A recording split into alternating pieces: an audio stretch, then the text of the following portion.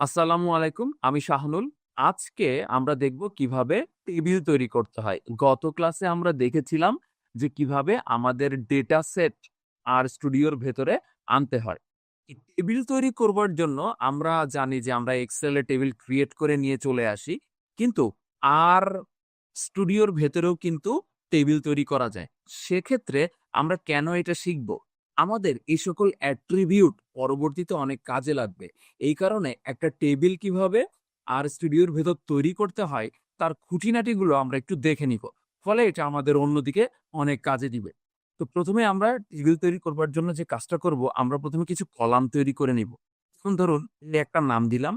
তারপর আপনারা দেখতে পাচ্ছেন যে এখানে আমি একটা চিহ্ন দিয়েছি। এই চিহ্নটা হচ্ছে ইকুয়াল টুর পরিবর্তে আমরা এই চিহ্নটা ব্যবহার করি। এটাকে বলা হয় অ্যাসাইন সিনট্যাক্স, অর্থাৎ আমি অ্যাসাইন করতেছি কাকে? এদেরকে অ্যাসাইন করতেছি কার সাথে? এর সাথে। তো ইকুয়াল টুর বদলে এই চিহ্নটা আমি কেন ব্যবহার করতেছি? তার কারণ হচ্ছে মাঝে মধ্যে দেখা যায় সামনের কোডের ভেতর ইকুয়াল টু চিহ্ন থাকে। আপনারা দেখতে পাচ্ছেন এই যে এখানে ইকুয়াল টু চিহ্ন, এখানে ইকুয়াল টু চিহ্ন। আবার আমি যদি এখানেও ইকুয়াল টু দেই, এই ইকুয়াল টুর সাথে ওই ইকুয়াল টু মাঝে মধ্যে প্যাচ খেয়ে যায়। এই কারণে আমরা যে কাজটা করি, আমরা এই অ্যাসাইন সিনট্যাক্সটা ফলো করে থাকি। অ্যাসাইন সিনট্যাক্স এর একটা মানে একটা একটা সহজ উপায় আছে। সেটা হচ্ছে কন্ট্রোল মাইনাস চাপ দিলে অ্যাসাইন সিনট্যাক্স উঠে যায়। অর্থাৎ অল্টার মাইনাস আপনি যখন চাপবেন, অল্টার মাইনাস তখন দেখবেন যে আপনার অ্যাসাইন সিনট্যাক্সটা অটোমেটিক চলে আসতেছে। তো আমরা এ এর সাথে অ্যাসাইন করলাম ৩ টা প্রাণীকে, ফাইটোপ্ল্যাঙ্কটন, ডায়াটম, ডিনোফ্লাজিলেট, ২ পাশে ইনভার্টেড কমা দিয়ে দুপাশে ব্রাকেট দিয়ে দিলাম এবং এখানে দেখতে পাচ্ছেন সি মানে হচ্ছে কনক্যাটিনেন্ট। আমি এটাকে নিজের ভাষায় বলি কম্বাইন্ড। অর্থাৎ এই ৩ টাকে একসাথে করে এর ভিতরে প্রবেশ করালো।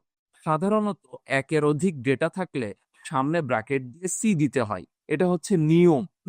কনক্যাটিনেন্ট বলে এটাকে। তো আমরা যে কাজটা করলাম, আমরা ৩ টা আ নামকে আমরা এর সাথে যুক্ত করলাম। কলাম তৈরি করছি। মনে আছে তো? আমরা বি তে আমরা ও -1, 1, -2, 3 এগুলো দিলাম। সি তে আমরা ২২, ১২, ২৬ এগুলো দিলাম। এখন আমরা লিখবার পর প্রত্যেকটাকে আলাদা রান না করে আমরা এই পুরোটা একসাথে যদি আমরা এভাবে রান দেই, আপনারা দেখতে পাচ্ছেন এখানে কিন্তু ৩ টা আমাদের ডেটা সেট চলে আসলো। এখন আমরা একটা টেবিল বানাবো। যার নামও আমরা দিলাম টেবিল। আপনারা এখানে নিজেদের নাম লিখে দিতে পারেন। আমরা একটু অ্যাসাইন করলাম। মাঝখানে দেখতে পাচ্ছেন অনেক খালি জায়গা। অর্থাৎ স্পেস দিলে কোনো প্রবলেম নাই। ১ টা ২ টা স্পেস বেশি পড়লে কোডের ভিতরে কোনো প্রবলেম হয় না। কিন্তু আপনারা যখন একটা কোড লিখবেন যেমন ডেটা ডট ফ্রেম, এর মাঝখানে আবার স্পেস দেওয়া যাবে না। ঠিক আছে? আপনারা যেকোনো জায়গায় ব্র্যাকেটের আগে পরে, কমার আগে পরে আপনারা স্পেস দিতে পারেন। ডেটা ফ্রেম হচ্ছে এমন একটা ডিফল্ট কোড, যেই কোডের পর ব্র্যাকেট দিয়ে আপনি যদি এবিসি কমা দিয়ে লিখে দেন, তাহলে ও কি করবে? টেবিল নামে একটা টেবিল তৈরি করবে। যে টেবিলটা আমরা দেখতে পাবো। তো আমরা কন্ট্রোল এন্টার দেই। দিয়ে আমরা দেখতে পাচ্ছি এখানে বি এর নিচে একটা টেবিল তৈরি হয়েছে। আমরা এই টেবিলে ক্লিক করি। আমরা দেখতে পাবো যে A এর নিচে ফাইটোপ্ল্যাঙ্কটন, ডায়াটম, B এর নিচের সংখ্যাগুলো, C এর নিচের সংখ্যাগুলো কিন্তু ক্রিয়েট হয়ে গেল। অর্থাৎ আমরা এই কোডগুলো ব্যবহার করে, কোন কোডগুলো? এই কয়টা কোড ব্যবহার করে আমরা কিন্তু টেবিলটা তৈরি করলাম। এই টেবিল আরো আরেকটা উপায় তৈরি করা যায়। কিভাবে? আমরা ১ম এ কি করব? আমরা ১ম এ টেবিল 2 লিখব, তারপর ডেটা ফ্রেম লিখব, তারপর এর বদলে আমরা যে কাজটা করব, আমরা নাম লিখে দিব। অর্থাৎ কলামের নাম তো এবিসি হয় না। কলামের তো কোনো নাম থাকে। তো আমরা A এর নাম দিলাম গ্রুপ, B এর নাম দিলাম সামার এবং C এর নাম দিলাম উইন্টার। অর্থাৎ আমাদের এই ফাইটোপ্ল্যাঙ্কটন সামারে কতটুকু আছে, উইন্টারে কতটুকু আছে। ডায়াটম সামারে কতটুকু আছে, উইন্টারে কতটুকু আছে। আমরা এভাবে করে এই গ্রুপ থেকে শুরু করে নিচ পর্যন্ত লিখলাম। লিখে ওই যে ডেটা ফ্রেমের ব্র্যাকেট, এই কারণে লাস্টে ২ টা ব্র্যাকেট হয়ে গেল। Bracket ending. এখন আমরা যদি এখানে কন্ট্রোল এন্টার দেই, তাহলে দেখেন টেবিল 2 অটোমেটিক্যালি তৈরি হলো। উপরে গ্রুপ, সামার, উইন্টার লেখা, ফাইটোপ্ল্যাঙ্কটন এবং আমাদের টেবিলটা কিন্তু চলে আসলো। অর্থাৎ শুধু টেবিলে দেখেন এবিসিডি আছে আর টেবিল 2 তে কিন্তু উপরে গ্রুপের নামও চলে আসতেছে। অর্থাৎ আপনারা এভাবে আলাদা করেও টেবিল তৈরি করতে পারেন। আবার দেখতে পাচ্ছেন যে নিচের দিকে কম্বাইন্ডলিও আমরা কিন্তু আরেকটা টেবিল তৈরি করতে দেখছি। এই টেবিলকে ভিন্ন ভাবে করা যায়। যেমন আমরা যদি টাইডিভার্স প্যাকেজটা ইনস্টল করি, ইনস্টল করবার জন্য আপনারা সামনের এই হ্যাশটা সরিয়ে দিন। দিয়ে ইনস্টল ডট প্যাকেজ টাইডিভার্স এর দুপাশে কমা দিয়ে আপনার এটাকে কন্ট্রোল এন্টার দিলেই প্যাকেজ ইনস্টল হয়ে যাবে। আমার প্যাকেজ ইনস্টল করা আছে। আমি আর এটা ইনস্টল করছি না। এটার সামনে অবশ্যই আরেকটা হ্যাশ দিয়ে দিবেন যেন বারবার ইনস্টল না হয়ে যায়। একটা প্যাকেজ ইনস্টল করা হয়ে গেলে তার সামনে একটা হ্যাশ দিয়ে দিবেন। তা না হলে ভুলে ভালে ওটাকে আবার ইনস্টল করা হয়ে যেতে পারে। এক জিনিস বারবার ইনস্টল করবার কোনো দরকার নাই। এবং টাইডিভার্স এ আপনারা দেখেন এই যে উপরের যে কোডটা, এই কোডটাকে আমি লিখেছি টেবিল 3 নামে। এখানে ট্রিবল নামে একটা কোড যেটা এই লাইব্রেরি ডট টাইডিভার্স এর ভেতরে থাকে।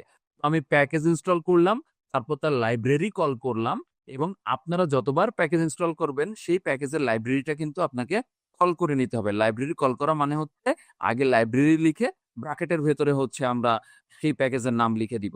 দিয়ে আমরা এখন পরবর্তীতে টেবিল 3 নামে আমরা একটা কোড বানাবো, একটা টেবিল বানাবো। তো আমরা টেবিল 3 টা লিখলাম, ইকুয়াল টু দিলাম বা অ্যাসাইন সিনট্যাক্স দিবেন। তারপর আপনারা টেবল নামে হচ্ছে একটা কোড দিবেন। এটা হচ্ছে সেই কোড। এরপর আপনারা একটা আ সর্বসম চিহ্ন বা একটা আ আ একটা এটাকে কি বলে? আম আমি তো এটার নাম ভুলে গেলাম। এটা কোথায় আছে? এটা ট্যাব বাটনের উপরে এসকেপ বাটনের নিচে আছে। এভাবে এই চিহ্নগুলো দিয়ে আপনারা কি করবেন? আপনারা ১ম এ লিখবেন গ্রুপ সামার উইন্টার এবং তার ঠিক নিচের দিকে আপনার এভাবে ফাইটোপ্ল্যাঙ্কটন, ডায়াটম, জুপ্ল্যাঙ্কটন একদম নিচের দিকে ১, ২, ৩ আবার একদম নিচে ২২, ১২ আ ৪৬ আপনারা জাস্ট এই পুরোটা ধরে এই লাইব্রেরি সহ, কারণ আমি তো লাইব্রেরি কল করি নাই। লাইব্রেরি সহ আপনারা যদি এটাকে রান দেন, তাহলে আমরা দেখতে পাবো কি? আমরা দেখতে পাবো লাইব্রেরিটা নিচের দিকে আগে কল হয়েছে। এই দেখেন আগে ও লাইব্রেরি কল করেছে, তারপর ও টেবিল বানিয়েছে। আসেন আমরা টেবিল 3 টা ক্লিক করে দেখি। আমরা টেবিল 3 ক্লিক করে দেখলাম একই রকম। টেবিল 2 টা যেরকম, টেবিল 3 টাও কিন্তু একই রকম। ও কিন্তু তৈরি করল। অর্থাৎ একই টেবিল আমরা কিন্তু ৩ টা কোড দিয়ে তৈরি করতে পারলাম। তাই না? ১ম এ আমরা খন্ড, খন্ড তৈরি করে আমরা ডেটা ফ্রেম তৈরি করলাম। অর্থাৎ আমরা ৪ লাইনে তৈরি করলাম। এরপর আমরা ওই ৪ লাইনকে ১ লাইনে নিয়ে আসলাম। আবার টাইডিভার্স ব্যবহার করে আমরা ঠিক এই স্টাইলেও কিন্তু টেবিল তৈরি করতে পারলাম। এভাবে টেবিল তৈরি করা যায়। এই টেবিল কিভাবে যোগ, বিয়োগ, গুণ, ভাগ করে আমরা পরবর্তী ক্লাসগুলোতে দেখব।